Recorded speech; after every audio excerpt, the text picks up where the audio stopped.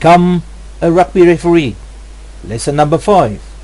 Players and their respective numbers and which places they are filling in the team. Thought for the day. The layout of a rugby team. It is important to know who is filling a place in your rugby team and in which position he is playing in his team.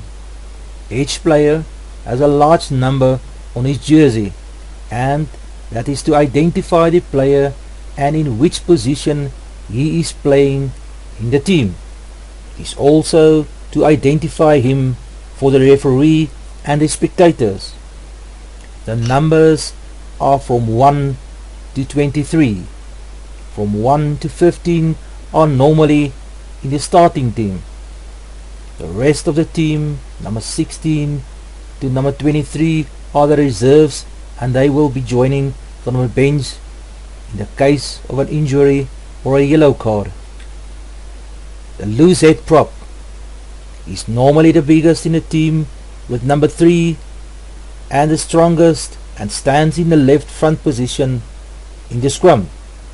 Number 2, hooker, is between the props and mostly shorter and in the front row. He hooks the ball in the scrum. He's also the guy who throws the ball in the line out. He may not step into the field when throwing the ball in the line out.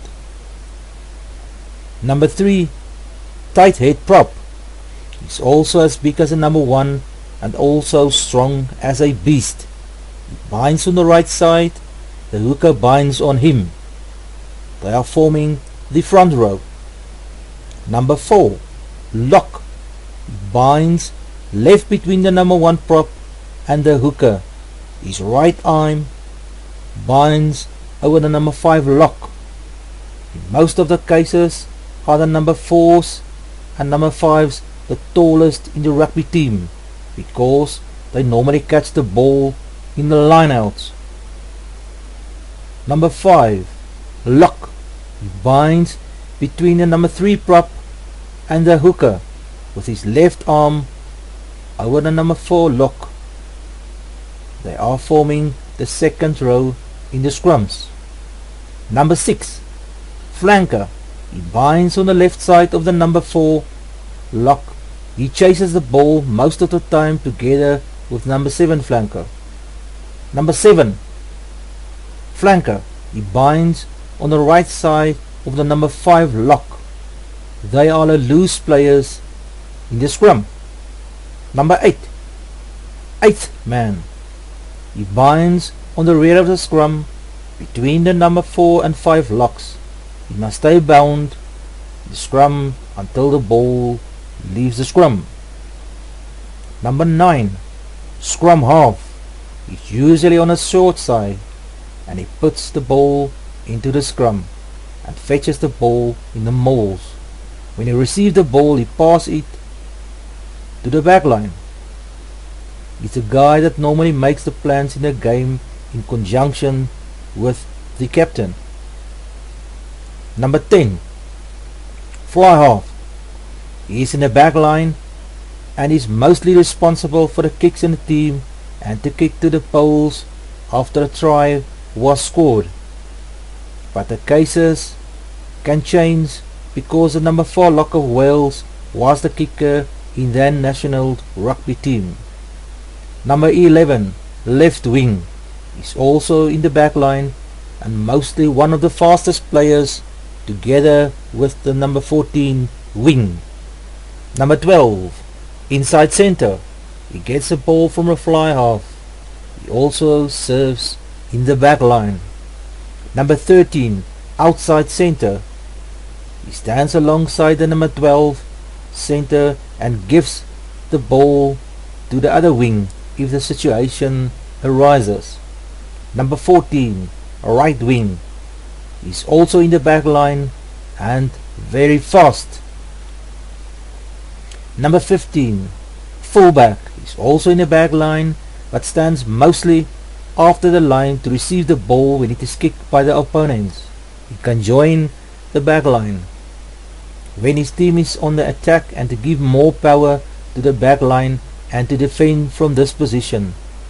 He's also a kicker. The captain of the team is responsible for the team's actions and decides when the ball must be kicked to touch, or kick the ball to the poles, or when they want to scrum in the place of a penalty kick. And he's the only player that consults with the referee. From number 16 to 23 is a reserve bank, and it depends on a match organizer to increase or reduce that number of reserves. They must be seated in the player box or the technical area that is marked for them beside the playing area.